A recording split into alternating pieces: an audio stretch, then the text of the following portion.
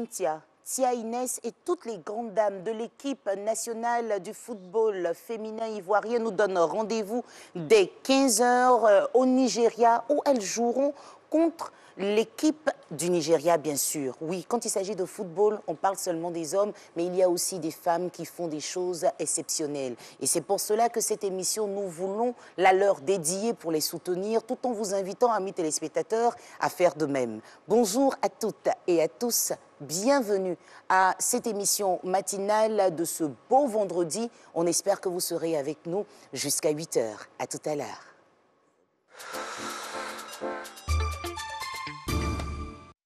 Sous la présence effective du ministre de l'Intérieur et de la Sécurité, le général Vagondo Diomondé, l'ONESI informe qu'il se tiendra le vendredi 18 février 2022 à partir de 10h à la sous-préfecture d'Azopé la cérémonie de remise officielle de 15 bâtiments rénovés abritant 15 centres principaux d'état civil dans le cadre de la phase pilote de la digitalisation des procédures de collecte, d'enregistrement et de gestion des données de l'état civil. Les travaux ont été financés par l'Union européenne à travers Civipol. La modernisation de l'état civil en Côte d'Ivoire, une action majeure du gouvernement pour un accès équitable à la croissance.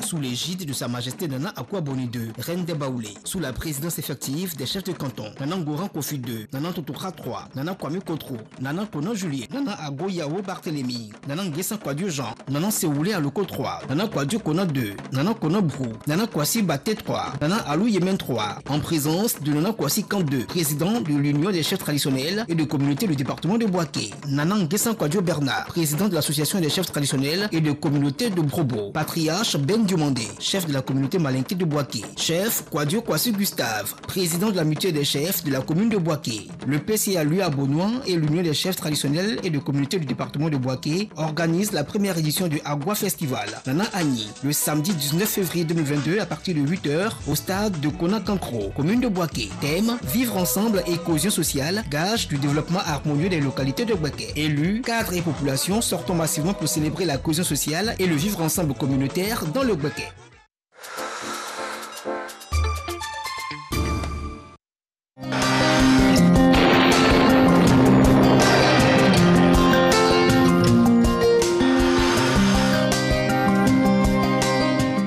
Bonjour à tous. Le temps prévu pour la matinée, on aura un temps ensoleillé avec des vents secs au nord du pays. Dans la bande centrale, le temps sera progressivement ensoleillé. Au sud, on aura des pluies faibles sur le littoral. Et par la suite, on observera une domination du soleil.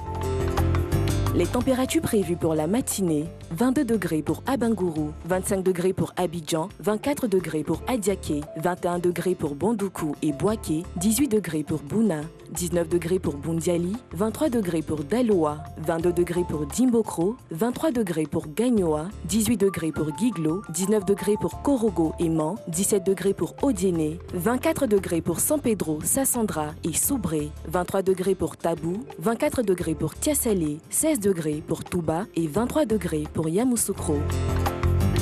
Le temps prévu pour l'après-midi, on aura des averses de pluie et des orages isolés dans les régions du littoral et du sud forestier. Dans la bande centrale, on aura un temps ensoleillé. Le nord du pays sera dominé par des vents secs et chauds de l'harmattan.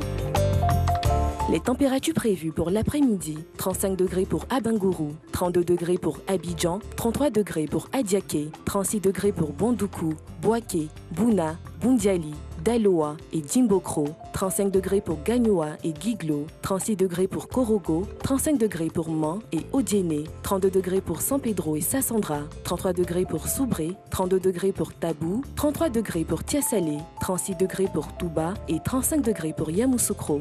Merci de nous avoir suivis. Passez une excellente journée sur la RTI.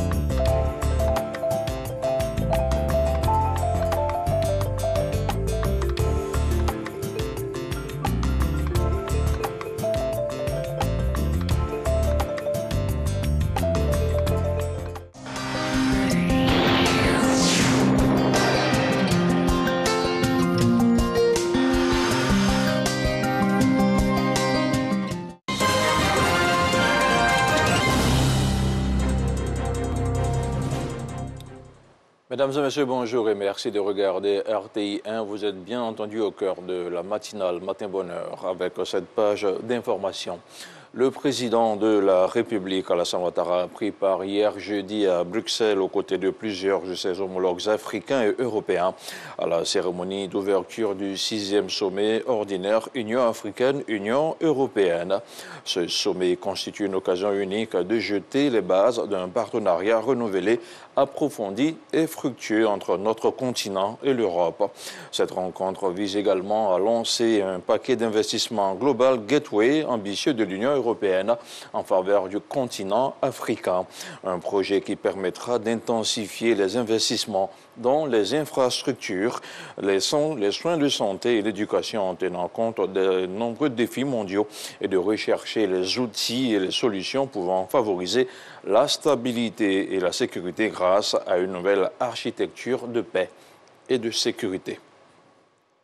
Toujours à Bruxelles, le chef de l'État s'est entretenu avec la directrice générale du Fonds monétaire international FMI, Kristalina Georgieva. Le chef de l'État a exprimé sa gratitude pour l'appui important de son institution au financement des projets de développement et programmes de réduction de la pauvreté dans notre pays.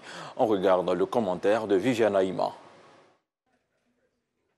Chaleureuse retrouvaille entre le président Alassane Ouattara et la directrice générale du Fonds monétaire international, Kristalina Georgieva.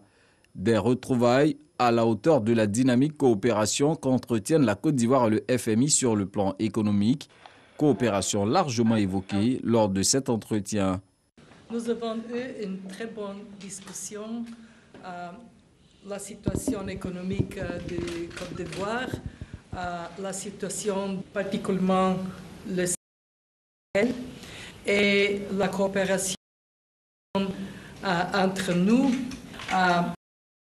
Nous avons discuté la nécessité d'augmenter la production de vaccins en Afrique. C'était une opportunité de dire merci pour le leadership économique et politique dans les régions. Quant au chef de l'État, il a tenu à rendre hommage à la patronne du FMI. Je voudrais dire à Madame la Directrice Générale toute notre gratitude. Vous savez, pendant 10 ans, nous avons travaillé avec le Fonds monétaire international. Et depuis qu'elle est arrivée, les concours à la Côte d'Ivoire ont été multipliés par X. Et c'est grâce à cela que nous sommes en mesure de financer tous ces projets que vous voyez et également de financer notre économie et de réduire la pauvreté.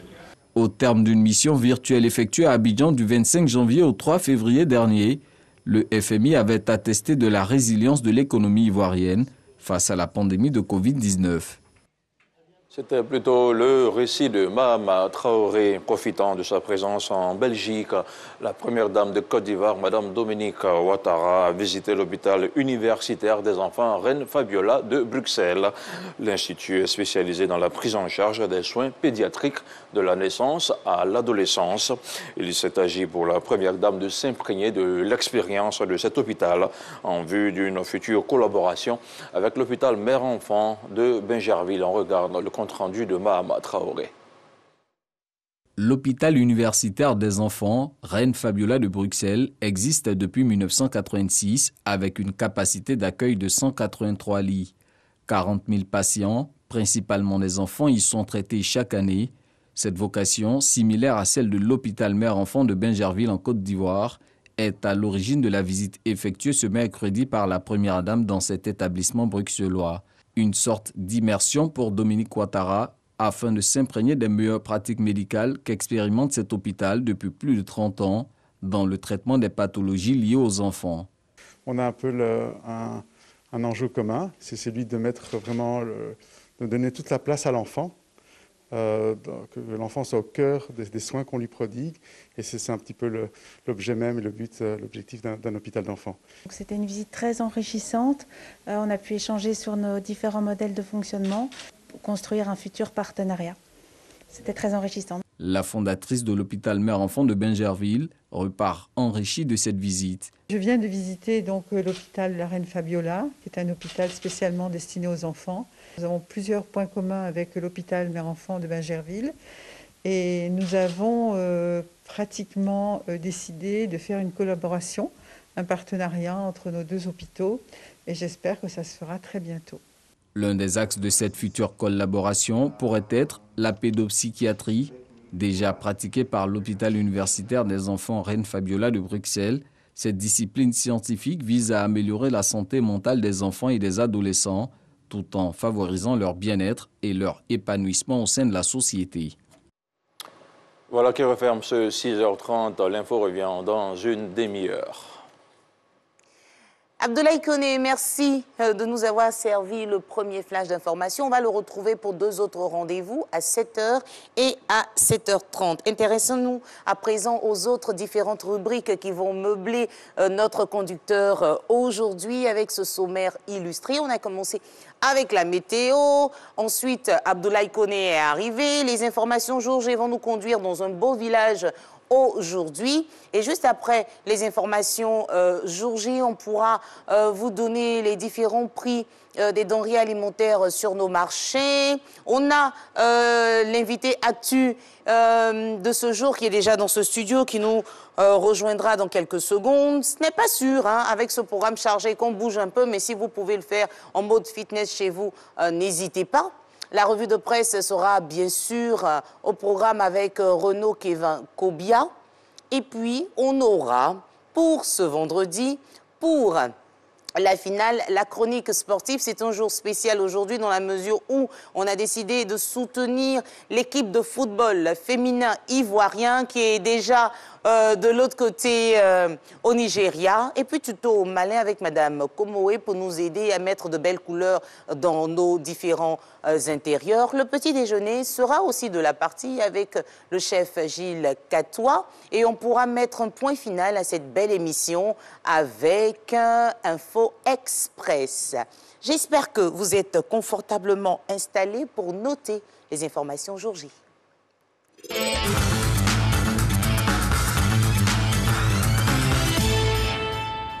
La chefferie de la communauté villageoise, j'espère vraiment que je pourrai bien prononcer le nom, donc la communauté villageoise de Mambé et Imenkwa, organise du vendredi 18 au samedi 19 février 2022 la cérémonie d'intronisation du chef du village de Mambé et Imenkwa, à Kadié-Toussaint-Lazare, à l'espace chefferie de Jacquesville. Donc je reprends, la chefferie de la communauté villageoise de Mambé et Imenkwa organise du vendredi, c'est-à-dire à partir d'aujourd'hui même, jusqu'à demain samedi 19 février 2022, la cérémonie d'intronisation du chef du village de Mambé et Imenkwa. Et le chef sera à Kadié-Toussaint-Lazare, à l'espace chefferie de Jacquesville. Et juste à côté, on l'a dit depuis le début de cette émission, nous dédions cette belle émission à l'équipe féminine de football de la Côte d'Ivoire. Aujourd'hui même à 15h, elles joueront au stade Stadium à Abuja. On les soutient, on les encourage et on leur envoie de good vibes, de bonnes vibrations pour qu'elles reviennent avec la victoire. C'était tout pour les informations jour J. Et on a un invité particulier aujourd'hui. Je vais lui demander de faire son entrée en même temps sur le plateau. Monsieur Kwadio Kwame David, il est inspecteur général de l'éducation nationale, directeur de l'animation, de la promotion et du suivi des COGES, très connu à Thiébissou aussi. Bonjour, bienvenue, installez-vous là. Et pendant qu'il s'installe, nous on vous envoie le jingle, peut-être non, pas, on y va directement. Donc, il est avec nous, le thème a été annoncé, amis téléspectateurs. Nous parlons avec lui des réformes en cours dans le secteur de l'éducation nationale. Monsieur Kwadio Kwame David, bonjour et bienvenue. Bonjour, madame. C'est un thème qui intéresse, mais vraiment, tout le monde. Oui. Tout le monde a un enfant, même si on n'a pas d'enfant, on a un neveu, une nièce. En tout cas, on a quelqu'un qui est touché par ce thème, les réformes en cours dans le secteur de l'éducation nationale. Et on commence tout de suite par la suppression des cotisations au titre du COGES et le paiement des frais annexes. Oui. Oui, merci Naomi. Dès sa prise de fonction, Madame la ministre, le professeur Maria Toukone, a pris un certain nombre d'initiatives avec ce que vous savez, les États généraux de l'éducation nationale. C'est ça. Mais en marge de cela, dès la rentrée scolaire 2021-2022 à Bouaké, elle avait annoncé un certain nombre de réformes, au nombre desquelles la suppression des levées de cotisation exceptionnelles imposées aux parents chaque année au sein des établissements scolaires publics. En effet, son Excellence, Monsieur le Président de la République, a pris la grande mesure de ce que les parents jouaient le rôle, qui était le rôle de gardien de l'État dans un certain nombre de domaines, notamment les questions de pédagogie, les questions donc, de l'éducation même de l'enfant, et a décidé de prendre en charge ces frais supportés par les parents. Et donc, un décret a été pris qui supprime, depuis la rentrée scolaire 2021-2022, les levées de cotisation exceptionnelles au sein des établissements scolaires publics. Et vous savez, ici, à Matin Bonheur, nous, on suit tout ce qui se passe. Oui. Et on a eu le président de l'Union des consommateurs, M. Nguessan Kouakou, oui, qui vous a dévancé sur ce plateau pour nous apporter la bonne nouvelle et annoncer aux parents qu'ils devaient justement arrêter de donner ces frais pour le COGES ou ces frais annexes. En tout cas, bravo. C'est déjà un grand premier pas. Mais en tout cas, il faut remercier le président de la République qui a donc pris des mesures d'accompagnement. Au titre donc du budget de 2022, c'est vraiment un montant de 18 milliards que l'État de Côte d'Ivoire met à la disposition des comités de gestion, en tout cas en ce qui concerne le budget de l'État. Et il n'y a pas que le budget de l'État, il y a donc des fonds qui vont provenir des collectivités. Et donc cette innovation implique de façon fondamentale les élus locaux, les maires, les présidents de conseils régionaux, dans le financement et dans le suivi des activités des comités de gestion. C'est extrêmement important. Donc, au-delà donc du décret, un arrêté interministériel co-signé par le ministre de l'Intérieur et de la Sécurité, le ministre de l'Éducation nationale et de l'Alphabétisation, le ministre de l'Économie et des Finances, le ministre du Budget et du Portefeuille de l'État. En tout cas, ces ministres apportent une caution dans la gestion des comités de gestion désormais. En tout cas, les maires, les conseils régionaux, les élus locaux, tout court, sont engagés dans l'accompagnement, dans la gestion des comités de gestion. Et comment va se faire donc la répartition de la manne financière qui va être allouée au COGES? Oui, une cartographie a été donc proposée au gouvernement, notamment en tenant compte d'un certain nombre de critères, notamment le critère de scolarisation de la jeune fille, les critères donc d'effectifs, parce que vous savez que les levées de cotisation qui ont été supprimées, c'était 3 000 francs par enfant au primaire et 5 000 francs par enfant, par élève au secondaire. Et donc, nous avons réparti les 18 milliards selon les critères suivants. Alors, un établissement de moins de 200 élèves à 600 000 francs. D'accord. 600 000 francs. Lorsque vous avez plus de 200 élèves, alors on multiplie l'effectif par 3 000 francs pour ce qui concerne le primaire. Okay. Pour le secondaire, moins de 1 200 élèves, le collège ou le lycée à 6 millions. À 6 millions. Quand vous dépassez 1 200 élèves, alors on multiplie par l'effectif. De sorte que dans une direction régionale, le montant est lié donc à l'effectif des élèves au niveau donc de la direction régionale. Si nous avons des aménagements à faire, on fait ces aménagements à l'intérieur de la direction régionale. Par exemple, nous avons des critères d'établissement d'excellence. Vous prenez le lycée scientifique de Yamoussoukro à moins de 1 000 élèves.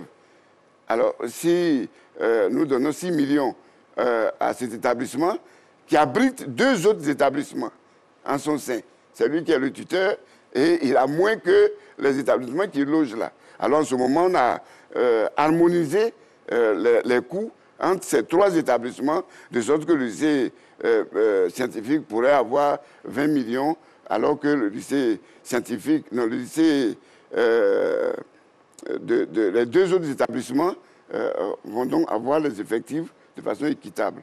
Donc ce sont ces aménagements que nous faisons. À partir donc de cette cartographie, eh bien, nous soumettons cela à l'État et c'est ça qui fait l'objet du budget.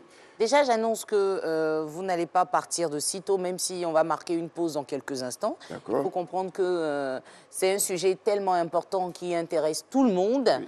Et c'est sûr qu'on va vous rappeler, d'accord, pour pouvoir revenir sur certaines questions. Mais là, il y a des téléspectateurs qui réagissent. On est obligé de mettre une pause. Ici, on ne va pas dire le client est roi, mais le téléspectateur est roi Matin Bonheur. Et c'est pour eux que nous sommes là. Merci beaucoup. Donc, on va voir maintenant leurs différentes interventions et pour vous permettre de réagir.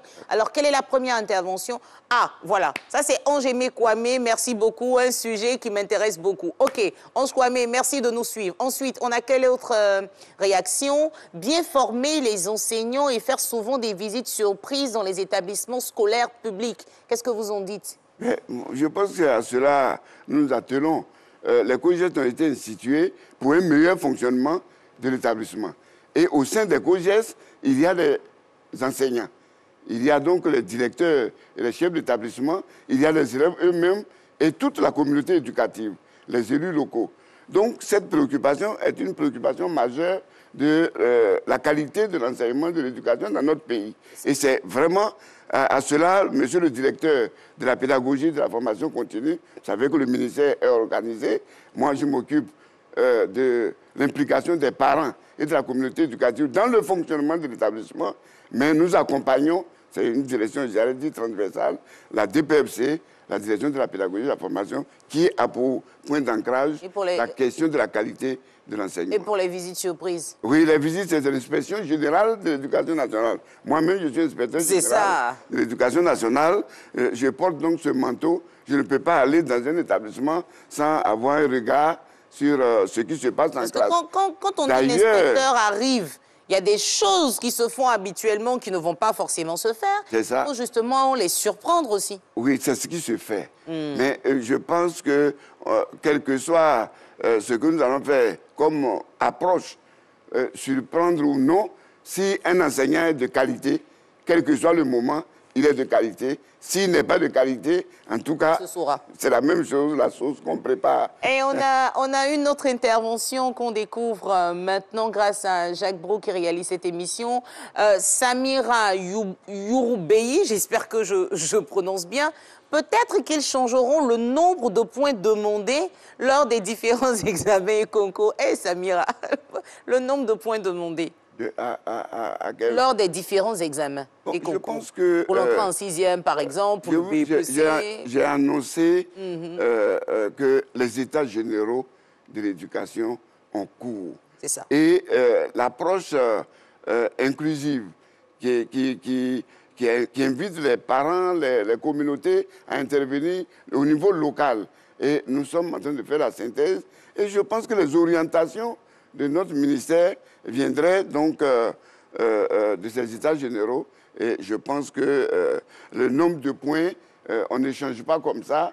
Il y a des critères. Vous savez, madame a annoncé les questions de réforme de la dictée, les questions de coefficients. Ah, la dictée. Donc, je pense que... Vous savez, moi, particulièrement, j'ai dansé pour la dictée. Oui, mais tout le monde danse. Et, pas tout le monde, hein. Il y en a qui ne sont pas très d'accord. Moi, personnellement, je pense que si on a enseigné une discipline, une matière, il faut l'évaluer. Je crois que c'est le principe de l'éducation, l'enseignement, apprentissage. On continuera nos échanges parce que vous devez nous parler des frais d'inscription au primaire et au secondaire. Oui. On parlera même des frais annexes dans les écoles privées parce que ce que vous avez annoncé ne concerne que les écoles publiques. Et puis, on va terminer par le mode que vous allez utiliser pour la sensibilisation. S'il vous plaît, restez encore avec nous parce que là, les téléspectateurs attendent leur rubrique « Combien ça coûte ?»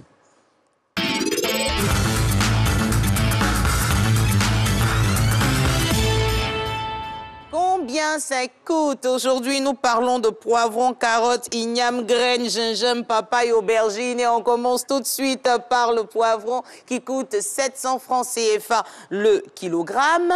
Juste à côté, il y a de la carotte. Je ne cesserai de dire que j'adore la carotte, non seulement pour les effets qu'on peut ressentir au niveau de la peau quand on utilise l'huile de carotte. Et puis, si on en consomme régulièrement, c'est bon pour la vue, les amis.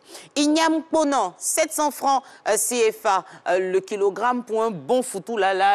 Monsieur le premier adjoint au maire de Thiébissou ne me dira pas le contraire. Mangez le foutou, igname, vous? Je suis planteur de l'igname. Ah oui, j'en cultive. Parce qu'il y a ponant, il y a bête, il y a cléglé. Vous préférez quoi? Écoutez, le baoulé mange l'igname sous toutes ses formes. Ben voilà, il a dit. Si vous me donnez bête, je sais quelle sauce qui accompagne. Quelle sauce? Bolou. Bolou. Et quand c'est ponant? Si c'est ponant, il faut un peu de gnagna et puis... Et quand c'est cléglé? C'est cléglé, il faut mélanger un peu de l'huile de palme et puis de gnagna. Bon. Et vous allez voir que une bonne digestion, vous allez... Non, chapeau, doyen, chapeau. Oui, il est cadre, allez, on va l'applaudir. Chapeau. Il nous a donné des idées de recettes pour le week-end. Merci beaucoup. Alors, la graine de palme est à 350 francs CFA.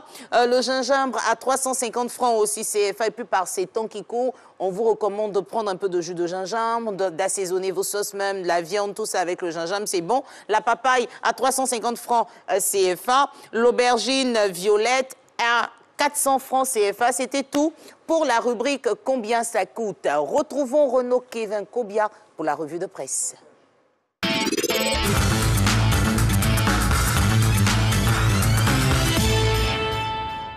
Comment ça va, Renaud? Je suis contente de vous voir. Quand on parle de football, généralement, on attend que ce soit les hommes qui jouent. Vous savez que les femmes jouent aujourd'hui? Oui. Nous, les femmes, on sait jouer au football aussi. Hein. Oui, même si moi, particulièrement, je n'y comprends pas grand-chose souvent. Mais bon, on joue et on gagne. Et je crois qu'avec Ngambli, on pourra vous montrer les 11 buts magnifiques de cette équipe. Mais pour l'instant, intéressons-nous à la déforestation en Côte d'Ivoire. Le chef de l'État n'est pas content de certains Européens. Oui, bonjour à tous. C'est ce que barre à sa une l'Inter. Selon le confrère, cette colère du chef de l'État est à l'endroit de certains députés européens qui souhaitent voter une loi contre les produits soupçonnés d'être à la base de la déforestation, tels que le cacao. Et si cette loi venait à être adoptée par le Parlement européen, ces produits n'auraient plus accès au marché de l'UE. Et à en croire le quotidien qui va au-delà de l'info, la Côte d'Ivoire fait partie des pays visés par cette mesure, raison pour laquelle le président de la République a indiqué que si les Européens ne veulent plus acheter notre cacao, d'autres l'achèteront. La noix de cajou est désormais le deuxième produit d'exportation de la Côte d'Ivoire après le cacao. Oui, cette information émane du Premier ministre Patrick Achi. Il l'a donné ce mercredi 16 février à l'ouverture conjointe de la 7e édition de la Convention et Exposition mondiale du cajou et de la 4e édition des Journées nationales des exportateurs de cajou de Côte d'Ivoire. À cette occasion, le chef du gouvernement a indiqué que la production nationale actuelle est passée de 400 000 tonnes en 2011 à près d'1 million de tonnes en 2021. Patrick Achi a également révélé que le secteur de l'anacarde réalise un chiffre d'affaires de plus de 600 milliards de francs CFA par an.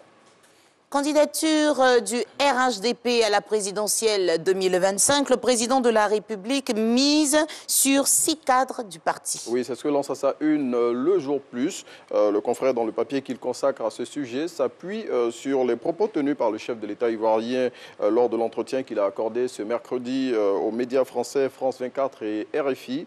Et à cette occasion, le numéro 1 ivoirien avait indiqué que pour représenter la formation politique qu'il dirige à l'élection de 2025, il voyait au moins une demi-douzaine de cadres du Rassemblement des Oufouettistes pour la démocratie et la paix. La rentrée culturelle 2022 s'est tenue hier. Oui, à travers cette cérémonie à laquelle ont pris part plusieurs ministres, le ministère de la Culture et de l'Industrie des Arts et du Spectacle a donné le top départ de ses activités pour cette année 2022. À cette occasion, la ministre Arlette Badou, selon le Nouveau Réveil, a invité l'ensemble des acteurs de son secteur à continuer à œuvrer en synergie pour le dynamisme du secteur culturel. À noter que 87 artistes et opérateurs culturels ont été décorés lors de cette activité. Et l'élection pour désigner le nouveau maire de Boisflé s'est terminée en queue de poisson. Oui, des échauffourées ont été enregistrées hier dans la commune de Boisflé lors du dépouillement du vote organisé pour désigner le remplaçant du maire Leyebi Lucien décédé le mois dernier. Selon Soir Info, des urnes ont été saccagées, le vote suspendu et les forces de l'ordre ont procédé à des interpellations. Découvrez dans le numéro de ce jour le film de cette chaude journée électorale qui a eu pour cadre la capitale de la région de la Maraoué.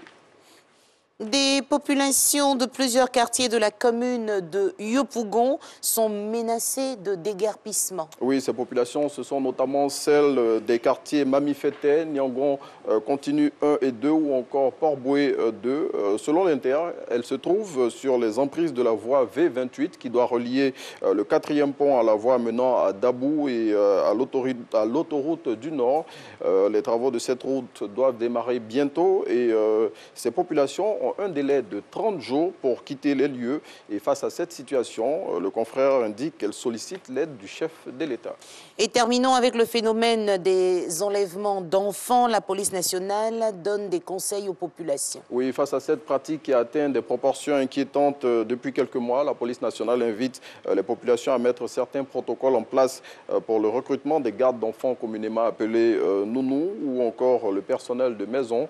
Ces protocoles, ce sont notamment l'identification claire et précise des personnes qu'on emploie à travers notamment des photos, des copies de leurs pièces d'identité et aussi l'identification de parents proches de ces personnes. Et selon ces forces de l'ordre, si ces mesures sont prises, en cas d'enlèvement, il serait plus facile de retrouver ces personnes.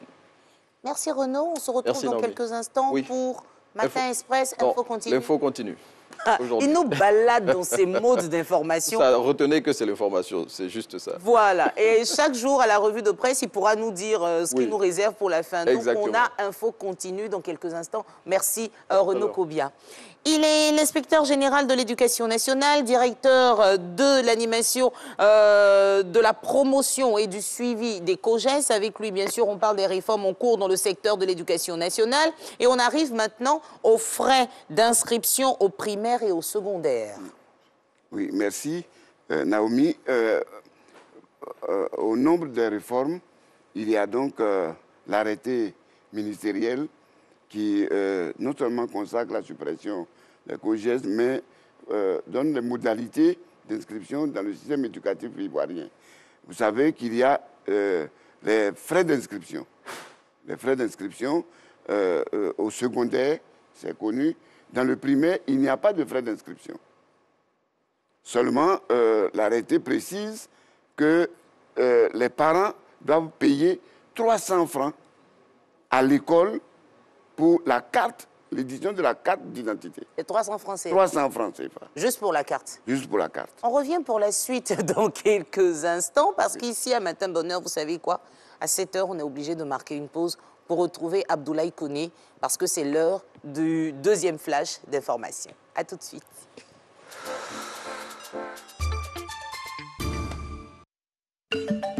Danse, conte, art du cycle et de la marionnette, théâtre, slam, humour, musique, mode, street art, Massa 2022. Massa. 98 groupes sélectionnés, 10 sites privatisés, une quinzaine de scènes pour plus de 200 spectacles programmés. Du 5 au 12 mars 2022, le marché des arts du spectacle d'Abidjan ouvre ses portes gratuitement. Infoline 27 20 21 35 20. Massa 2022. Abidjan reçoit l'Afrique et le monde culturel. RTI, diffuseur officiel du Massa 2022.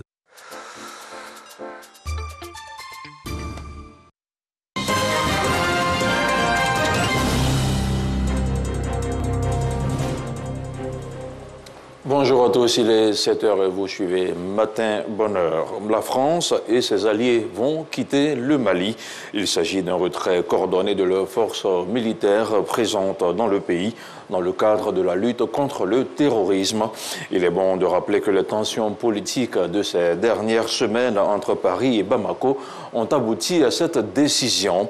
Mais quel pourrait être l'impact de ce retrait annoncé dans la lutte contre le terrorisme? Des éléments de réponse dans ce dossier réalisé par la rédaction la rédaction du service politique de RTI 1, un dossier réalisé par Alexis Ouedraogo.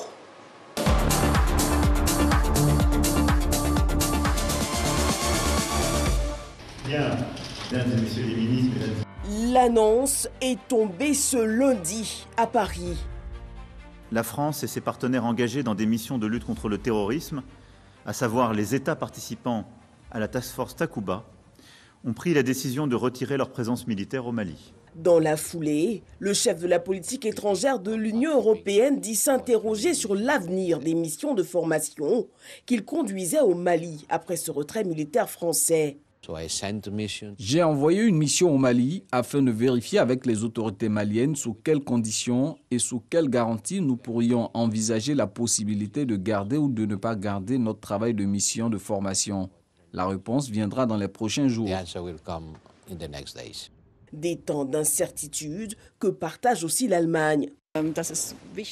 Je dois dire que je suis très sceptique quant à une éventuelle prolongation du mandat de participation à notre mission européenne au Mali. Au final, qui soutenons-nous et que créons-nous là-bas? L'opération déployait 5100 soldats pour soutenir les armées des États du Sahel contre les djihadistes affiliés au groupe État islamique et Al-Qaïda. L'opération a aussi travaillé à éviter un enquistement massif des djihadistes dans la zone sahélienne. À Bamako ce jeudi, les réactions sont diverses. Sans sa mission régalienne de mettre fin à la guerre, à quoi ça sert qu'elles soient encore là? Ça nous arrange bien qu'elles partent, mais il faut que nos dirigeants soient là pour le pays. Nous sommes alliés depuis des années, nous sommes des alliés. On ne peut pas s'en passer de la France, comme la France ne peut pas s'en passer de nous. Donc, il ne faut pas qu'on essaie de les rejeter comme un système poubelle. Qu'on réfléchit bien là-dessus. C'est bien beau que Barkhane y part, mais est-ce que la conséquence prend autour? Qu'on regarde bien la conséquence. Modibo Soumaré est le président du cadre d'échange des partis politiques pour la réussite de la transition, une plateforme de partis considérée comme en opposition à la junte. Dans son bureau à Bamako, il affiche une petite mine. Chez nous, quand on a un conflit dans la famille, ce n'est pas le moment où il faut prendre ses bagages pour partir. Nous espérons que la sagesse va vite revenir, parce qu'à ce rythme, ce n'est pas possible, quoi. Et voilà. Même Usain Bolt, quand il courait ces 100 mètres, à un moment, il s'arrêtait, quoi, pour lever les bras. Donc, à un moment donné, si on estime qu'on a fait une bonne politique, il faut faire les comptes. Donc, il faut s'arrêter et regarder les autres. J'aime bien citer un de nos défunts présidents ATT. Si on veut aller vite, on va seul. Si on veut aller loin, on va avec les autres. À quelques rues de lui, Noum Sarr, membre du bureau du Conseil national de transition, se veut lui plus optimiste. Bon, peut-être qu'il y aura un vide. En tout cas, les experts militaires maliens sont en train d'évaluer la situation. Et le Mali fera tout ce qui est en son pouvoir pour combler ce vide-là, peut-être avec l'appui d'autres partenaires. Mais ce qui est constant, c'est que la volonté des autorités actuelles de reconquérir le territoire, de ramener la paix et la sécurité, c'est une volonté qui est intacte, c'est une volonté qui est inébranlable. La fin de l'opération militaire Barkhane au Sahel n'est pas toutefois la fin de l'engagement de la France dans la région. Avec l'accord des autorités nigériennes, des éléments européens seront repositionnés aux côtés des forces armées nigériennes dans la région frontalière du Mali. Nous avons convenu avec l'Europe que la lutte contre le terrorisme au Sahel ne saurait être la seule affaire des pays africains. Et là-dessus, c'est un consensus et c'est heureux qu'un engagement a été renouvelé de rester dans la région et de réarticuler le dispositif. À l'heure où la lutte contre le terrorisme bat son plein, le chef de l'État ivoirien, invité des chaînes RFI et France 24, révèle l'importance de partenariats sécuritaires. La France a pris une décision par rapport à la situation au Mali, mais elle ne se retire pas du Sahel. Elle adapte son dispositif compte tenu de ses relations avec le Mali. Nous avons toujours estimé que la sécurité est un préalable au développement. Je ne sais pas pourquoi les gens se font des complexes. L'Arabie saoudite a une base américaine, d'autres pays aussi. Et si notre sécurité exige que nous fassions appel à des partenaires, à des pays amis, nous le ferions. Insécurité, enlèvement et assassinat, la menace du terrorisme dans la sous-région ouest-africaine oblige aujourd'hui des approches mondiales À ce jour, au Burkina Faso, ces attaques ont fait près de 1500 morts et plus d'1 million de déplacés vers le nord-est ivoirien. Depuis 2013, 53 soldats français engagés dans les forces Barkhane ont été tués au Sahel, dont 48 au Mali. Pour vous, le dossier politique de la rédaction de RTI 1 sur le retrait de la France et de ses alliés au Mali et ses conséquences dans la sous-région. La contestation anti-mesures sanitaires au Canada, qui dure bientôt 3 semaines, n'a plus rien de pacifique, a estimé le Premier ministre. Justin Trudeau s'exprimait hier jeudi lors d'une allocution à la Chambre des communes sur la mise en œuvre de la loi sur les mesures d'urgence. Jeudi matin, la police s'est déployée en masse dans les rues d'Ottawa, des rues occupées depuis bientôt 3 semaines par des manifestants anti-mesures sanitaires qui refusent de partir. Et pour la première fois depuis le début du mouvement, des centaines de policiers se sont positionnés face aux contestataires et aux camions qui bloquent les rues. Fin de ce flash d'information. L'info revient dans une demi-heure. Abdoulaye Koné, merci beaucoup. On se retrouve pour notre dernier rendez-vous dans quelques minutes, vous l'avez dit. Et on va enfin conclure sur ce thème qui réunit tout le monde. Les réformes en cours dans le secteur de l'éducation nationale. Monsieur Kwadio Kwame David est avec nous. Il est l'inspecteur général de l'éducation nationale, directeur de l'animation, de la promotion et du suivi des COGES. On a parlé bien sûr de la suppression des cotisations au titre du COGES. Ça n'existe plus. Et là, on était en train justement de parler des frais d'inscription. Au primaire, non, il n'y a que 300 francs CFA à débourser pour une carte. C'était quoi la carte déjà? La carte d'identité scolaire. De l'élève, voilà, tout simplement. L'édition de la carte d'identité scolaire. Ensuite, au secondaire, il y a en dehors donc, des droits d'inscription, notamment 6 000 pour les établissements publics et 3 000 francs pour les établissements privés, eh bien, il y a seulement pour le public la somme de 500 francs de macarons qui permettent d'identifier les élèves aux établissements sur la tenue scolaire. Et c'est 500 francs. Ce n'est pas 500 francs multipliés par 3 parce qu'il y a t-shirt, c'est 500 francs. Dites-nous bien où. Bon, ensuite, il y a les activités socio-éducatives. Donc, 500 francs. Donc, ça fait au total 1 000 francs que le parent, en dehors des droits d'inscription, doit payer à l'économat. Que ce soit le premier ou le second cycle, c'est le même tarif? C'est ça. D'accord. En dehors donc de cela, ce qu'on appelait frais annexes a été aussi normalisé. Les frais annexes concernent les tenues de sport. Les tenues de sport, les enveloppes timbrées, les photos d'identité, le matériel du préscolaire. Ces fournitures, les parents doivent s'en procurer en dehors de l'école. D'accord. Ces fournitures ne sont pas à payer à l'école. D'accord. Les t-shirts, les enveloppes timbrées, les autres éléments que j'ai cités, il y en a au nombre de 6. Le chef d'établissement ou le directeur d'école doit écrire que s'il veut des t-shirts vert, blanc, orange, comme pour vous, ils écrivent orange, vert, blanc et orange. T-shirt et puis short rouge. C'est ça qu'on appelle la spécification. Très bien. Donc, les chefs d'établissement, les directeurs d'école doivent, sur le fronton des tableaux écrits pour dire que nous, on a besoin de photos d'identité blanc-noir, voilà la spécification, ou bien fond rouge, fond blanc. Tout cela sera bien spécifié aux parents. Pour conclure, donc, voilà ce qu'il faut. Alors, donc, au titre donc, des frais, il y a donc les droits d'examen, les droits d'inscription et les frais annexes qui ont été encadrés par l'arrêté 093 qu'a pris Madame le ministre. D'accord. Bon, pour informer tout le monde, pour sensibiliser, comment vous allez faire? Parce que là, ça ne concerne que les écoles publiques et non les écoles privées pour l'instant. Bon, actuellement, les COGES sont au sein des établissements publics. Donc, le préscolaire, le primaire et le secondaire public. L'enseignement privé, nous sommes, avec ma collègue, en train de réfléchir pour voir les modalités de faire en sorte que les enfants du public qui sont affectés au privé puissent être aussi traités de façon parallèle. Et pour la sensibilisation? Et la sensibilisation, ce matin à 9 h, il y a le lancement de cette opération de sensibilisation sur l'ensemble du territoire à travers 7 axes dirigés par les inspecteurs généraux, par les directeurs centraux qui conduisent donc des missions de au moins 3 membres pour aller vers donc, les régions. Les préfets de région sont demandés à présider ces rencontres et les directeurs régionaux de l'éducation nationale avec nos collaborateurs sont donc invités à faire l'organisation pratique pour que les populations que nous allons rencontrer, les enseignants, les élèves, les parents d'élèves, les consommateurs et toute la population soient donc à ces rencontres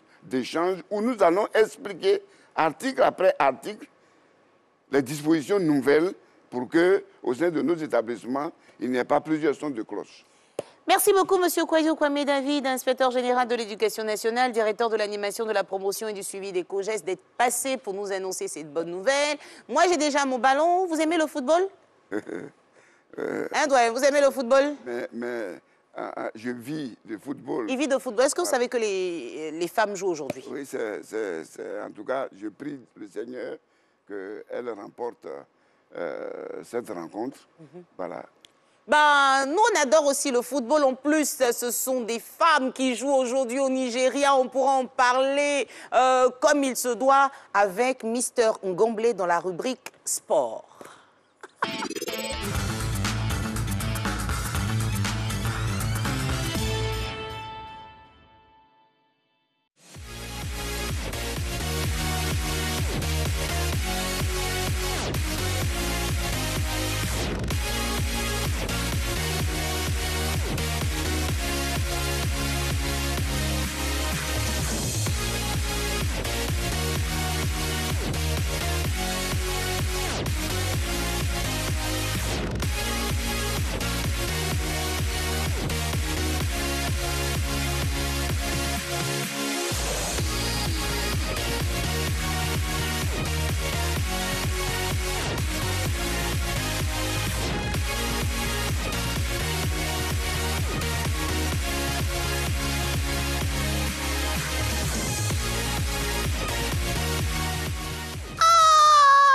Non, je suis fière. Elles sont exceptionnelles, extraordinaires, n'est-ce pas, Ngomble? Absolument, Naomi. Extraordinaire, ces jeunes filles-là. 20-0 sur l'ensemble des 2 matchs. Elles vont me donner envie de regarder le ballon. 9-0 à l'aller, 11-0 au retour. C'était le tour précédent. Et aujourd'hui, on affronte le Nigeria. Nigeria à quelle heure? À 15 h GMT à Abuja, bien sûr. Dites-nous tout concernant ce match que nous attendons. Alors, jour de match pour les éléphantes de Côte d'Ivoire qui seront face aux Falcons du Nigeria cet après-midi à 15 h GMT au stade Moshood Abiola National d'Abuja. Une confrontation comptant pour le 2e et dernier tour aller des éliminatoires de la CAN féminine Maroc 2022. Ayant marqué les esprits lors du tour précédent en étriant le Niger 11-0 comme on vient de le voir à l'image, Naomi, la sélection ivoirienne ne compte pas s'arrêter en si bon chemin. Le choc de cet après-midi sera bien plus relevé, mais les éléphantes ont les atouts pour mettre en difficulté les Nigérianes qu'elles avaient éliminées en 2019 de la course aux Jeux Olympiques. Pour cette bataille, Naomi, face au Nigeria tenant du titre, la sélectionneuse des éléphantes Touré Clémentine a fait confiance à une liste de 25 joueuses, dont 18 professionnelles. Au Nigeria, depuis le lundi 14 février, joueuses et encadrement technique ont bien préparé ce 7e face-à-face entre les 2 pays. Ce jeudi, après avoir effectué la reconnaissance de la pelouse du stade, un accent particulier a été mis sur les exercices et plusieurs situations de jeu. Le tout dans une belle ambiance qui témoigne de l'état d'esprit positif du groupe. Cet après-midi, il faudra faire un bon résultat avant le match retour Naomi prévu à Abidjan le mercredi 23 février 2022 à 16 h au stade Robert Champrou de Makori. Ah là là là là là là, magnifique. Et si on parlait à présent de la 2e journée de la CAF? Deuxième journée, mais Naomi, juste avant la deuxième journée, si vous le permettez, on parle du 11 probable de Touré Clémentine. Ah, pardon, désolé. Absolument, le 11 probable de Touré Clémentine. Cet après-midi, ce sera probablement un schéma 4-4-2 qu'elle ferait bien aligner face au Nigeria. Dans les buts, on aura... Quand vous dites 4-4-2, Ah oui, à travers le chemin. En défense 4, au milieu 4, et puis on a au niveau de l'attaque 2. On aura donc dans les buts Dioré Cynthia de l'Atlético d'Abidjan. En défense, Tchétché Fernand, Diakité Mariam de Fleury FC. Koulibaly Tienyo Valé Fatou, la capitaine, Naomi. Et Gozé Linda. Au milieu, on aura donc Elo Amon Rebecca, qui sera en compagnie d'Amani Kakuna Bernadette, Sissé Nadej et Guéaï Nda Rebecca. En attaque, on aura le duo Tia Inès, que vous appréciez bien, Naomi. Oui, et notre meilleure buteuse. Amina Joël de Fleury FC. Cynthia, c'est elle qui est... Oui, Dioré Cynthia qui est, on va dire, dans les buts, la gardienne. Ouais, elle est impressionnante. Absolument, absolument. D'accord, on revient donc maintenant pour la deuxième journée de la Coupe CAF. La SEC reçoit le RS Berkane à Cotonou. Absolument, Naomi, après la défaite 3-1 face au Simba de Tanzanie, la SEC s'est rapidement mise au travail dans la perspective de la deuxième journée des phases de poule de la Coupe de la Confédération. Pour cette deuxième journée, les Mimos seront face à la Renaissance sportive de Berkane à Cotonou, au Bénin. La tâche ne sera pas facile sur un terrain neutre en raison de la non-homologation des stades en Côte d'Ivoire. Mais la SEC a une mission, celle de remporter les 3 points pour se relancer dans le tournoi. ASEC Mimosa, Renaissance sportive de Berkane, c'est ce dimanche 20 février à 16h GMT au stade de l'Amitié Général Mathieu Kérékou de Cotonou. Naomi. Et nous avons plusieurs chocs qui sont au programme de la 10e journée concernant la Ligue 1. Naomi, ça c'est au plan local, hein, le championnat national de Côte d'Ivoire ce week-end.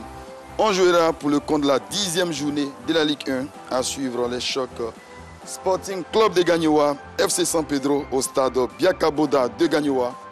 À Abidjan, le Stella Club d'Adjamé reçoit la FAD au stade Robert Champrou de Makori. À 17h45, le club Omnisport de Korogo défiera le Racing Club d'Abidjan. Un choc à suivre en direct sur RTI 1. Le dimanche 20 février, on aura les oppositions Boaké FC, Entente Sportive de Bafing à Gagnoa.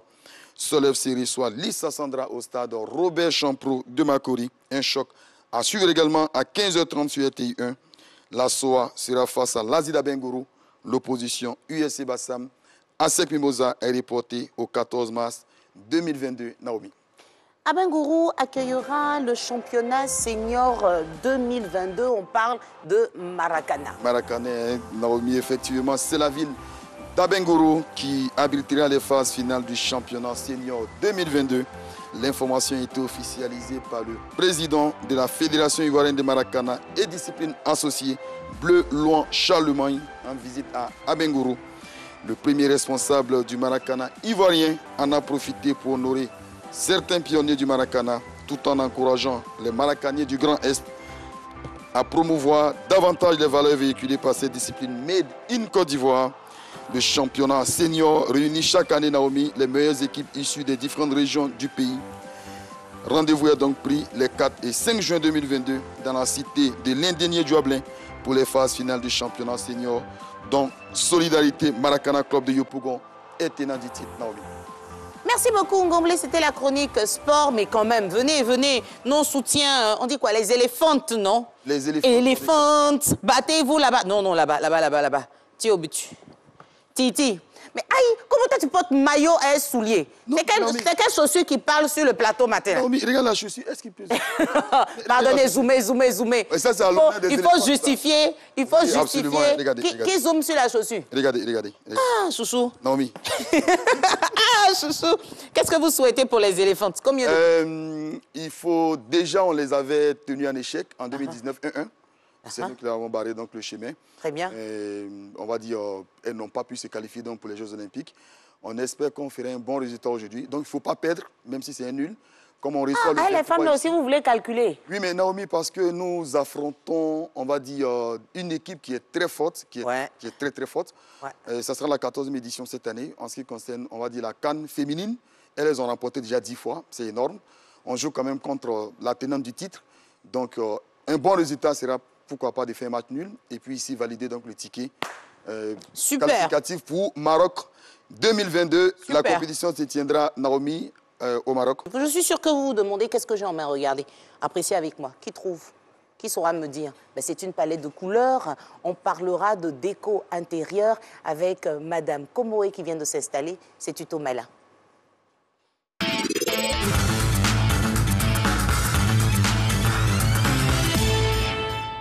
Madame Komoé, bonjour, bonjour, bonjour, bonjour, bienvenue chez vous. Merci, bonjour à la RTI, bonjour à tout le monde. Ça fait plaisir de vous avoir ce matin. Et quand on parle de décoration intérieure, mais je vous assure que c'est un casse-tête chinois pour tout le monde. Et avec vous, on parle des astuces et conseils pour la peinture intérieure de la maison. Exactement. Ce matin, nous allons commencer justement par ce qu'il faut faire avant même de penser à la peinture de la maison, tout ce qu'il faut faire autour déjà, la préparation avant la mise en œuvre peinture, jusqu'au choix même des couleurs et tout. D'accord. Alors, voilà. La première étape, ce sera quoi? La première étape, il faut déjà prendre contact avec un peintre pour déjà vous donner les quantités de ce dont vous aurez besoin dans votre maison. Et au-delà de ça, il faut aussi suivre, parce qu'il y a des peintres qui ne sont vraiment pas professionnels, qui peut-être vont acheter la peinture, qui savent passer le rouleau, mais il y a une préparation des fonds, disons des murs, avant toute cette mise en œuvre. C'est quoi la préparation des murs? Voilà, la préparation des murs, quand ce sont des nouveaux murs, on a par exemple, après le crépissage, on a un enduisage à faire. Voilà, avant bien l'enduisage. C'est votre truc là, enduit que vous mettez, on a l'impression que c'est déjà de la peinture, mais ce n'est pas de la peinture. Voilà. Ça devient tout lisse là. Voilà, justement, c'est pour lisser et puis équilibrer un peu, parce qu'il y a des défauts au niveau du mur, des petits creux et tout ça, pour harmoniser tout l'espace à peindre au final. Il faut d'abord appliquer un enduit.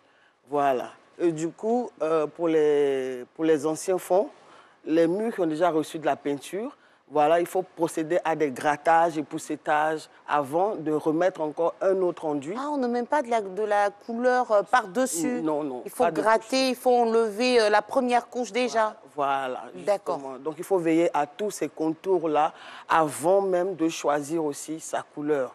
Voilà. Très bien. Et pour une nouvelle maison, quand on a réussi à faire l'enduit, on fait quoi? On met une couche de blanc avant de mettre la couleur?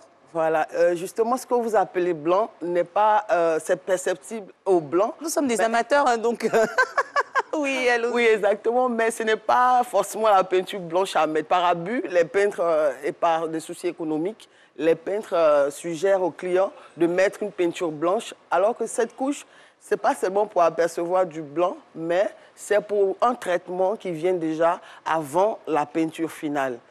On appelle cette couche-là une peinture d'impression. On ne dira pas tout, simplement, parce que vous restez encore avec nous jusqu'à la fin de cette émission. Elle, c'est Madame Komoé Mardel Charlène. Oh, vous avez des noms particuliers, vous. Spécialiste en peinture d'intérieur. On marque une pause parce qu'il est temps de faire un clin d'œil au niveau de l'agenda avant de retrouver Abdoulaye Koné pour son dernier flash d'information du jour. À tout de suite.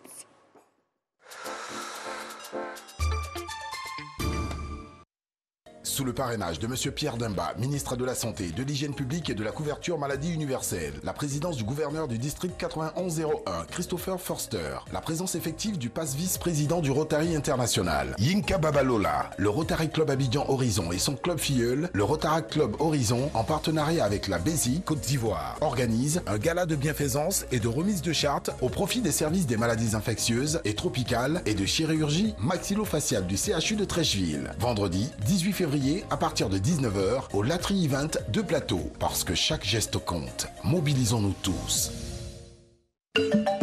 Danse, conte, art du cycle et de la marionnette, théâtre, slam, humour, musique, mode, street art, Massa 2022. Massa. 98 groupes sélectionnés, 10 sites privatisés, une quinzaine de scènes pour plus de 200 spectacles programmés. Du 5 au 12 mars 2022, le marché des arts du spectacle d'Abidjan vous ouvre ses portes gratuitement. Infoline 27 20 21 35 20. Massa 2022. Abidjan reçoit l'Afrique et le monde culturel. RTI, diffuseur officiel du Massa 2022.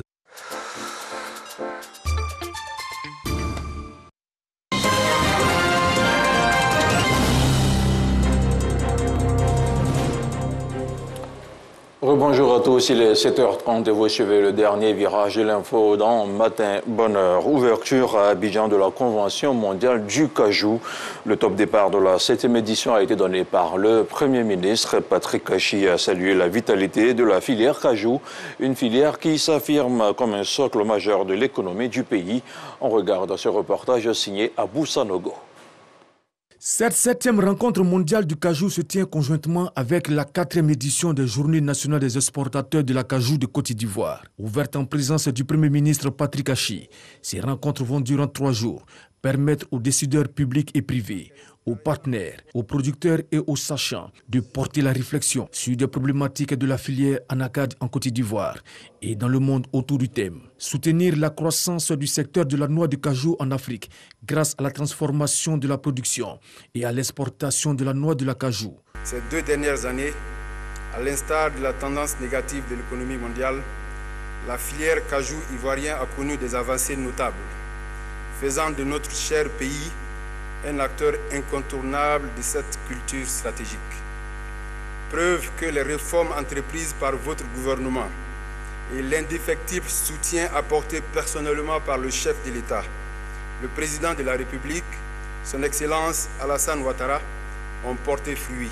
Le Premier ministre Patrick Kachi s'est félicité de la tenue de cette rencontre en terre ivoirienne et a assuré les organisateurs du soutien de la Côte d'Ivoire. La filière mondiale de l'anacarde a connu ces dernières années une forte progression, notamment dans plusieurs économies africaines. En ce qui concerne la Côte d'Ivoire, l'anacarde s'affirme au fil des ans comme un socle stratégique majeur pour notre agriculture, mais plus largement pour notre économie nationale. La noix de cajou représente en effet aujourd'hui notre 2e produit d'exportation agricole, aussi bien en volume qu'en valeur derrière le cacao. Nous exhortons d'ailleurs également fortement les multinationales à nouer des partenariats avec les acteurs locaux afin d'accélérer dans un partenariat gagnant-gagnant leur développement dans le secteur. L'ambition du président de la République, son Excellence M. Alassane Ouattara, pour la Côte d'Ivoire est claire, forte, mobilisatrice. Transformer localement plus de 50%, donc plus de bientôt 600 ou 700 000 tonnes de production de noix brutes d'ici 2025, tout en continuant à jouer notre rôle majeur dans le commerce mondial de la noix brute. Et les chiffres nous portent à croire que nous sommes dans la bonne direction. Je vous invite donc à venir investir ou à continuer à investir dans la transformation du cajou en Côte d'Ivoire, un pays qui s'ouvre sur un vaste marché régional, renforcé par la zone de libre-échange continentale africaine, la ZCAF. La cérémonie inaugurale a été marquée par la visite des stands effectués par le Premier ministre Patrick Kachi. Durant 3 jours, plus de 250 000 participants venus de 40 pays producteurs de noix de cajou et une centaine d'entreprises exposeront leurs produits. La Côte d'Ivoire est le premier pays transformateur de noix de cajou en Afrique et le 3e dans le monde en 2021 avec 136 854 tonnes transformées, tout en maintenant sa place de leader mondial au niveau de la production mondiale et de l'exportation de la noix de cajou brute avec 805 745 tonnes exportées. On parle maintenant d'économie. Après seulement 2 ans de pratique, la Côte d'Ivoire est le premier pays de l'espace UEMOA à avoir basculé avec succès en mode budget-programme. C'est le bilan 2021 de la Direction générale du budget et des finances qui s'est réunie à Yamoussoukro. La rencontre a aussi permis de définir les perspectives pour l'année 2022. Le compte-rendu de Kader Sogodogo. La transparence et l'efficacité dans la gestion des finances publiques, prônée par le chef de l'État, place régulièrement la Côte d'Ivoire dans le quota des nations crédibles. En seulement 2 années d'application, le pays est le premier de l'espace UEMOA à avoir basculé avec succès en mode budget-programme. Les rapports annuels de performance et le rapport général sur la performance du ministre du Budget et du portefeuille de l'État ont accompagné le projet de loi de règlement 2020 à la Cour des comptes et au Parlement. Avec cet exercice fort réussi, la Côte d'Ivoire devient le premier pays de la zone UEMOA à avoir réalisé le basculement total en mode budget-programme notamment avec la tenue effective du débat d'orientation budgétaire, la préparation et l'exécution du budget en mode budget-programme, ainsi que la production des rapports annuels de performance et du rapport général sur la performance. Réunie à Yamoussoukro pour son séminaire bilan et perspective, la Direction générale du budget et des finances, DGBF, a le soutien de sa hiérarchie. C'est donc pour moi l'occasion de réitérer mes vives félicitations à la Direction générale du budget et à ses premiers responsables, en tête desquels M. Sédou Traoré, le directeur général. Oui, vous avez abattu un travail remarquable et nous avons de ce fait obtenu le satisfecit du Parlement. Ce séminaire bilan 2021, qui va durer 2 jours, permettra aux participants de définir les priorités en termes de perspective pour l'année 2022. Le thème du séminaire est la Direction générale du budget et des finances, DGBF, au cœur de la transparence dans la gestion budgétaire. Et on termine ce flash d'information avec l'actualité internationale. Aux États-Unis, le président Joe Biden a jugé hier jeudi très élevé la menace d'une invasion russe en Ukraine. Le patron de la Maison-Blanche a aussi affirmé qu'une solution diplomatique restait possible. Le secrétaire d'État Anthony Blinken s'est d'ailleurs exprimé hier jeudi devant le Conseil de sécurité des Nations Unies pour exposer une solution diplomatique. Ce flash d'information est terminé. Je repasse à présent la main à Naomi. Naomi qui reçoit bien la main, mais qui vous la repasse en vous demandant de rejoindre le chef Gilles. D'accord. C'est comme ça, Matin Bonheur, hein, il y a toujours de petites surprises. On parlait tout à l'heure avec Madame Komoé, mais juste pour vous donner un avant-goût de ce qui pourrait justement vous attendre pour le petit-déj, vous allez nous dire ce que vous découvrez là-bas, Abdoulaye Koné. Aujourd'hui, on parle de quoi, chef Gilles? Bonjour Naomi. Bonjour. Nous parlons du petit déjeuner anglais. Petit déjeuner anglais. On va revenir au détail tout à l'heure, mais nous, on attend juste Abdoulaye Koné. Il commence par quoi? Un cake? Ouais, un cake. Un cake. Voilà. Vous dégustez pour nous dire si c'est bon, c'est sucré, c'est comment. Vous allez nous dire. Et on aura le temps dans quelques secondes aussi de finir nos échanges avec Madame Komoué Mardel. C'est joli ça, Mardel. Je m'arrête toujours dessus. Mardel Charlène, qui est spécialiste en peinture d'intérieur. On a fait le point tout à l'heure. Bien évidemment, il faut apprêter le mur avant de poser la couleur qu'il faut. Alors, Abdoulaye Koné, c'est comment le cake? Oui, il est parfait. Sucré, comment? Oui, sucré, mais pas à l'excès. Pas trop sucré. Pas trop sucré. Donc ça pourrait passer. Voilà. Bien dosé, en fait. Ben, nous vous souhaitons un excellent week-end. Non, ça Et on va. se retrouve par la grâce de Dieu, me concernant, dans 2 semaines. Mais la semaine prochaine, vous serez avec Thierry Angeval. C'est ça. Et puis, bonne journée, Abdoulaye Koné, que vous Merci. retrouverez tout ce week-end, justement, pour les différents flashs d'information C'est ça. RTI. Merci, Merci. Abdoulaye. Et rendez-vous dans 2 semaines. Dans 2 semaines, C'est ça. merci. Madame Komoué Mardel, alors dites-nous, on a apprêté le mur, on a fait le crépissage. Après le crépissage, on a mis un enduit. Un enduit. Et puis après l'enduit, on fait quoi? Après l'enduit, on met une impression, ce que vous appelez la couche blanche. Voilà, ce n'est pas une peinture toute simple, blanche comme ça, qu'on applique sur le mur. C'est une impression fongicide, c'est-à-dire un produit qui vient sur le mur, qui vous évitera à long terme les moisissures et toute maladie de mur, en fait. Et cela sert aussi d'accroche pour la peinture qui vient en finition. D'accord. Donc c'est la deuxième couche qu'on appelle communément une impression où, voilà, souvent les peintres vous disent d'imprimer le mur et tout ça. Mais pour des questions économiques, les peintres prennent seulement la peinture de finition blanche à bas coût pour la passer, et cela n'est pas conseillé. Voilà. Cela n'est pas conseillé parce que ça ne protège pas le mur. Alors que l'impression va protéger le mur. Voilà, une impression fongicide est là justement pour ça, à cet effet. Et souvent, on a des problèmes d'humidité. Quand on met ces impressions-là... Voilà, ça évite les problèmes d'humidité. Mais une fois que la source d'humidité, je crois que la prochaine fois, nous allons plus nous étaler sur le sujet de l'humidité, parce que le monde de la peinture est vaste, c'est très vaste. Oui. Voilà, alors pour ce matin, nous allons commencer juste pour ça. Donc disons, après l'impression, Après, l'impression vient justement gérer ces histoires d'humidité en intérieur ou en extérieur. Mais le problème d'humidité peut être géré aussi autrement en sachant d'où vient la source de l'humidité. D'accord. Voilà. Comme vous l'avez dit, pour les prochaines éditions, on pourra venir en reparler en détail. Mais là, on arrive maintenant aux couleurs. Voilà. Comment choisir? C'est compliqué. Regardez, il y a tellement de couleurs. Tellement de couleurs. Comment choisir?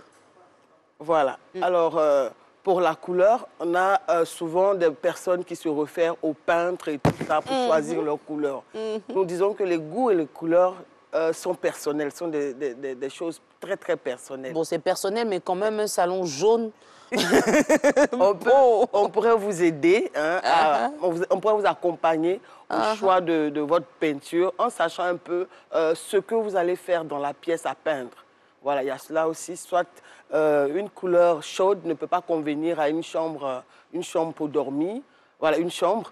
Voilà, ou une couleur trop vive ne peut pas correspondre à une chambre, par exemple, pour adultes, des choses comme ça.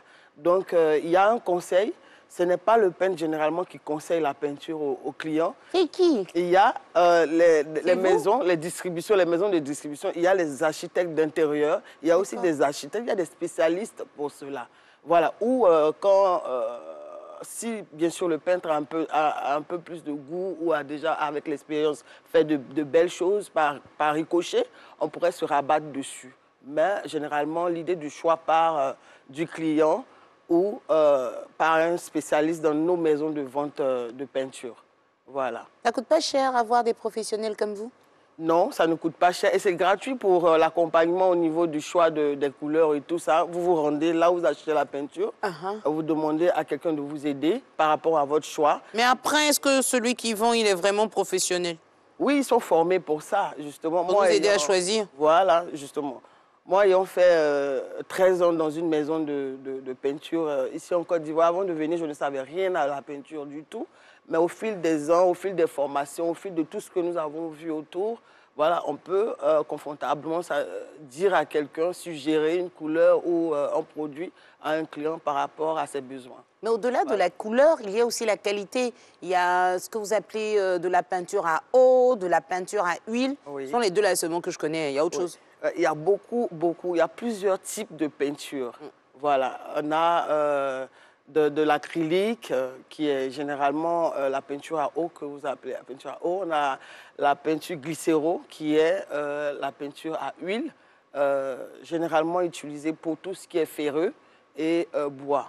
Voilà. Mais malheureusement, nous trouvons ces peintures-là sur des murs et tout ça, c'est pas recommandé. Mais on nous dit, quand tu mets ta peinture à huile sur le mur à l'extérieur, ça dure un peu plus parce que la peinture à eau, peut-être maximum 1 an, il va falloir refaire. Donc bon, vous voyez, vous dites les conseillers nous conseillent. Ces conseils-là, on a eu.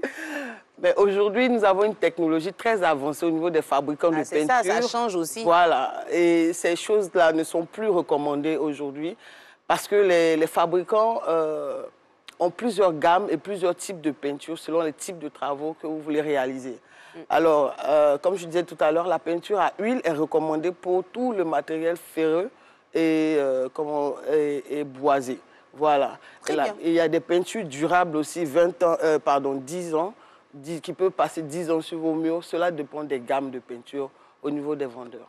On ne dira pas tout aujourd'hui, c'était juste l'introduction pour améliorer notre intérieur. Elle, c'est Madame Komoé, spécialiste en peinture d'intérieur. C'était juste l'introduction aujourd'hui. Elle aura la possibilité de revenir sur ce plateau. Ici, c'est chez vous, amis téléspectateurs. Tout le monde passe comme il peut, quand il veut. Mais pour parler de peinture, et si on mangeait un tout petit peu? C'est le petit-déj.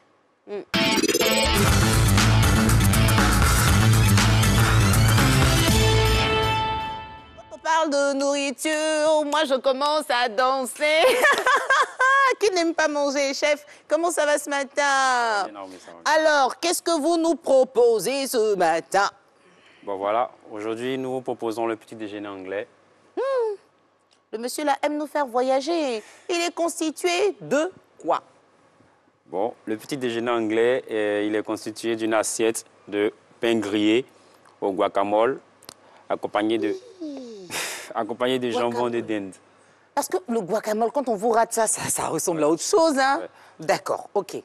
Là, vous avez, comme je l'ai dit, le pain grillé, guacamole, jambon d'Inde et un peu d'aneth.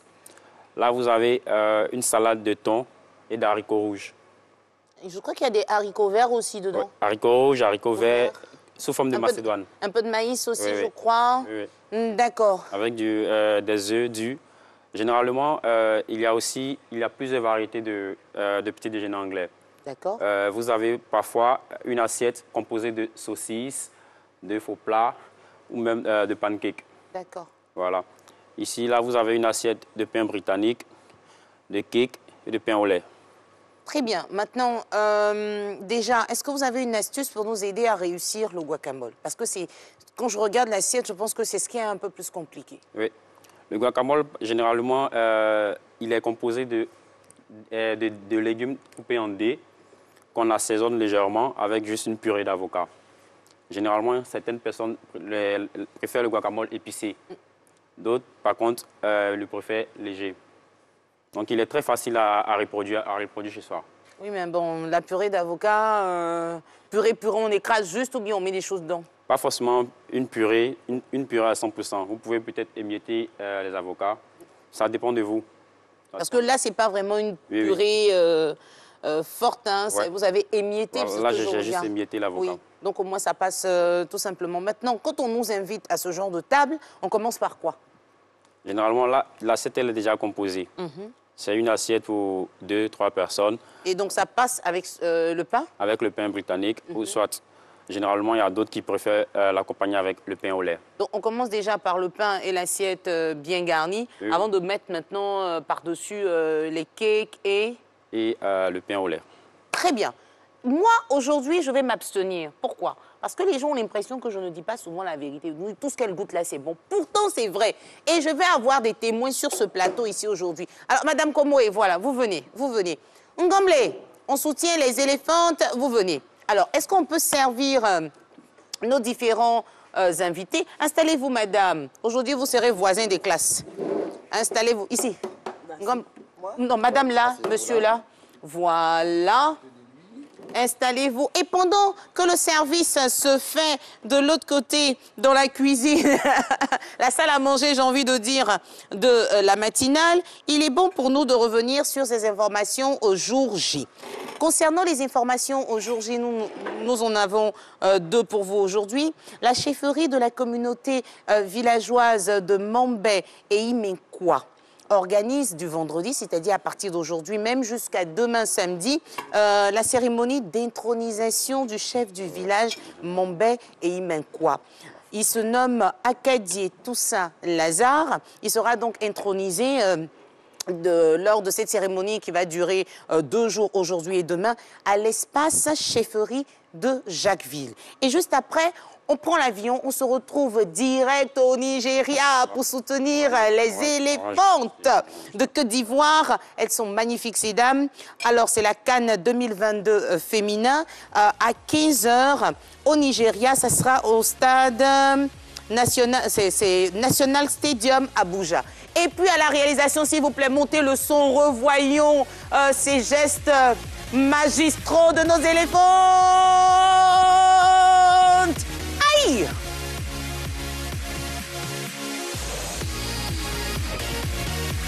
Oh yeah, oh yeah! Les éléphants, je vous adore. Mais bon, on a des éléphants de la cuisine ici. Je vais voir ce qui se passe. Alors. Ngomble? Oui, non, oui. Madame Komo, elle a déjà du mal à parler. Ngomble, dites-nous tout. C'est comment? Non, moi, ce que je connais, c'est cake de... Aïe! Ça, là, moi, je ne connais pas. Non, mais tu ne peux pas goûter. Non. Il faut goûter, il faut découvrir des choses. Naomi. Oui, c'est pour nous aider à varier les menus, tout ça qu'aujourd'hui, Naomi, on propose dans la rubrique. Mon grand-père m'a toujours conseillé de manger ce que je connais. Et donc, d'éviter ce que je ne connais pas. Bon, d'accord. Suivons donc les conseils du grand-père. Voilà, quand vous avez dégusté le cake, c'est un cake anglais, on va dire. Ah, c'est doux. Voilà. C'est à la vanille, au chocolat, c'est quoi exactement? À la vanille. À la vanille. Un Ngomble, c'est comment? Non, oui, moi, c'est que je mange des vanilles, tout ça, moi, je ne connais pas. Mais comment c'est sur la langue? C'est doux. Ah. Donc je dis la vérité. Tous les jours, il dit c'est doux, on pense que c'est plaisant. Je veux dire que par moment, il faut envoyer du riz couché, tu vois un peu. Oui, souvent, voilà, après les Anglais, il faut revenir souvent. Toi, tu es de quel village déjà en Gambé? Je suis de Nondara, c'est à Boundiali, là, juste à 5 km. Ouais, ouais. Et là-bas, le petit déjeuner, c'est quoi?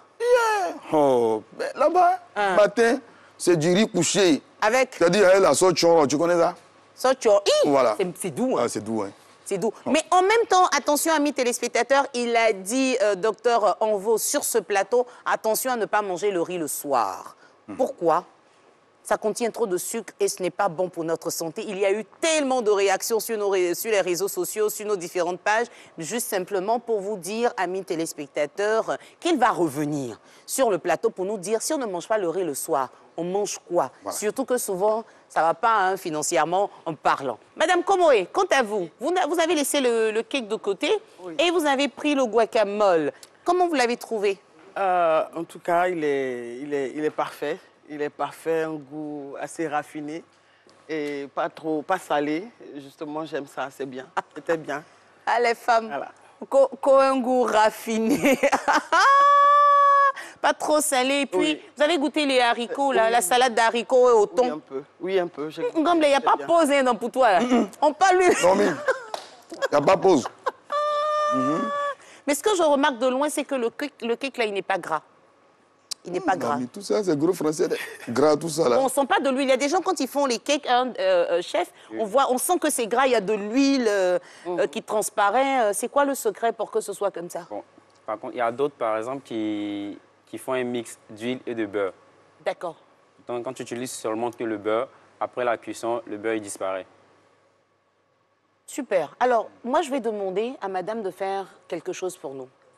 Vous allez prendre le pain au lait que vous allez déguster avec la salade d'haricots. Et puis, tout à l'heure, vous allez nous dire si ça passe. Parce qu'il a dit qu'on avait le choix. Hein? Oui, d'accord. Voilà. On les laisse dans la salle à manger pour retrouver Renaud Kevin Kobia. Info continue. C'est va? Tu es concentré? Pas distrait par ce qui se passe de l'autre côté. Mais pas du tout. Renaud Kevin Kobia pour Info continue. Tu vois, ça, là.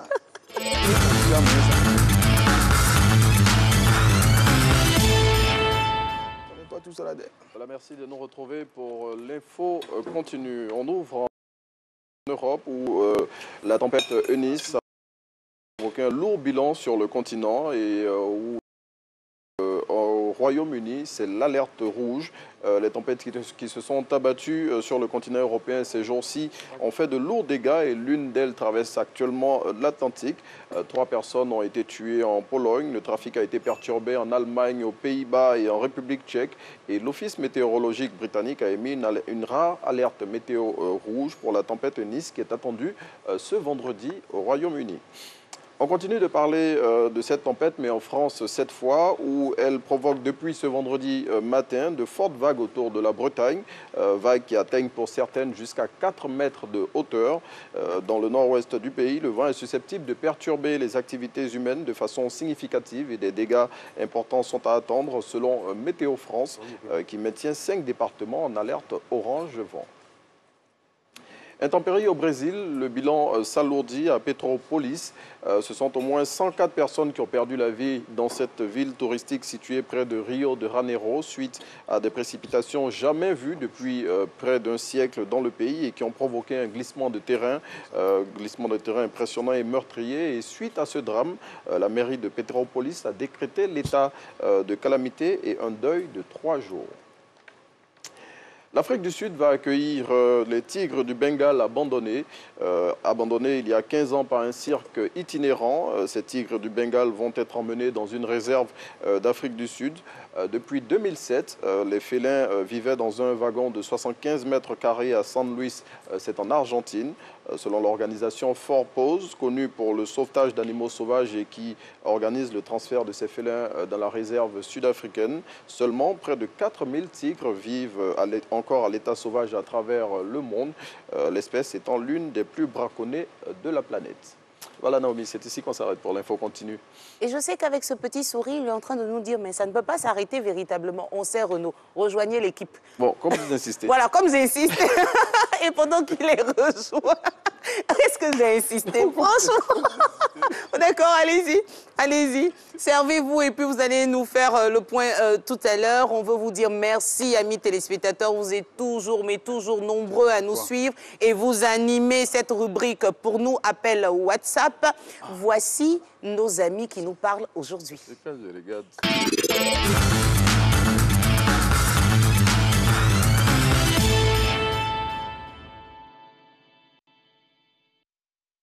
Moi, c'est Aoussoumeri Estelle, je suis en deuxième année BTS à Cocody. Puis moi, tout d'abord, le matin, je me réveille déjà d'ici 5 heures. 5 heures, je prie, c'est primordial. Dès que je finis de prier, je fais mes travaux, c'est-à-dire ce qu'il y a à faire dans la maison. Et là, je n'ai pas le temps de prendre le petit déjeuner parce que je suis obligée maintenant de m'apprêter, puis aller buter le bus, de sorte à ne pas être en retard à l'école.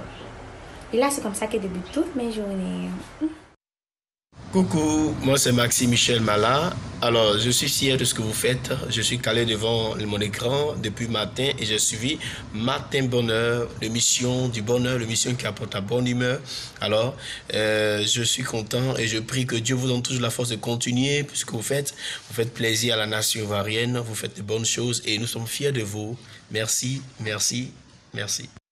Merci, merci, merci à vous aussi de rester connectés. Et puis, comme tout à l'heure, notre belle téléspectatrice qui n'a pas le temps forcément de nous suivre très tôt le matin dans la mesure où il faut prendre les moyens de transport pour aller à l'école ou pour aller au travail. Vous avez la possibilité de revoir les replays de toutes nos émissions. Il suffit simplement de taper RTI officiel, soit sur la page Facebook ou soit sur YouTube. Et puis, vous pourrez revivre tous ces moments spéciaux que nous vous proposons. Pour appel WhatsApp, regardez, il y a un numéro de téléphone qui s'affiche là maintenant, le plus 225 07 57 47 19 30. C'est à ce numéro-là qu'il faut nous envoyer vos différentes vidéos. Vous vous mettez quelque part où il n'y a pas de publicité dans le fond, où il y a de la bonne lumière sur votre visage, et puis vous faites votre vidéo, vous nous dites, vous partagez avec nous votre routine matinale et comment ça se passe chez vous, quel petit déjeuner vous prenez, où vous habitez, vous nous dites tout sur vous, mais en 60 secondes maximum. Voici pour vous les informations jour J que je vais rappeler. La chefferie de la communauté villageoise de Mombé et Imenkwa organise à partir d'aujourd'hui jusqu'à demain la cérémonie d'intronisation du chef du village de Mombé et Imenkwa. Il s'agit de Acadier Toussaint Lazare à l'espace chefferie de Jacquesville. Et puis, à 15 h, je prends... Comme si elle savait jouer, mais bon, c'est juste pour dire qu'on vous soutient. Éléphante de Côte d'Ivoire au Nigeria, aujourd'hui à 15 h. Elle joue un match très important, c'est la CAN 2022 féminin. Non, qu'on dit la CAN, je devrais dire féminine. Absolument ok, non. voilà, Gomblé. Et elle nous donne rendez-vous à 15 h. Messieurs, madame, dites-nous tout. Comment ça se passe là-bas? C'est bon? L'expérience là tout à l'heure avec le pain au lait. Oui, c'était... fabuleux, c'était magnifique, c'était bien. C'était bien. C'était bien. Et... Parce que moi, j'ai eu peur du goût sucré avec le salé, Gilles. Un peu un goût lacté. C'est ça.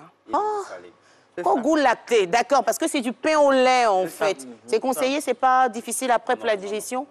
Un petit conseil pour ceux qui travaillent dur les matins, c'est ce genre de petit déjeuner? Oui, le pain au lait, il est généralement conseillé pour les enfants. Mais normalement, on a le pain normal qui est conseillé pour des personnes qui travaillent dur le matin. C'est ça. Un petit sandwich tout au long de la journée, ça passe. Super. Oui, Renaud. Oui. Qui sommes debout depuis 1 h du matin, est-ce que le pain au lait, ça peut nous tenir? Non, pas vraiment. C'est pourquoi... C'est pour le pain normal, oui. Normal. Et Madame Koumoué? C'est assez copieux avec tout ce que j'ai pris ce matin. J'en ai pas pris beaucoup, mais là... c'est bon. Voilà, pour longtemps. Bah, Ngomble, viens. Rapidement, Ngomble, viens. Oui. Ngomble, viens, oh, viens. Ah, Naomi. Là-bas. Ici. Oui, faut t'asseoir aussi. Ah, là, je suis, hein. C'est ici qu'on vous dit merci d'être resté fidèle à Matin Bonheur. On fait lance-lance. C'est ici qu'on vous dit merci d'être resté fidèle à Matin Bonheur. C'est la finale aujourd'hui. Trouvez le temps ce week-end de jouer comme on est en train de le faire avec vos enfants à la maison. Passez du temps en famille et restez connectés sur RTI 1 tout en ayant la possibilité de soutenir les éléphantes. On gomme les femmes baquées. Il faut que j'attrape aussi. Les éléphantes de Côte d'Ivoire. La semaine prochaine, rendez-vous avec Thierry Angeval. Nous, on continue de profiter du bonheur sur RTI 1. À bientôt. Toi, tu es tout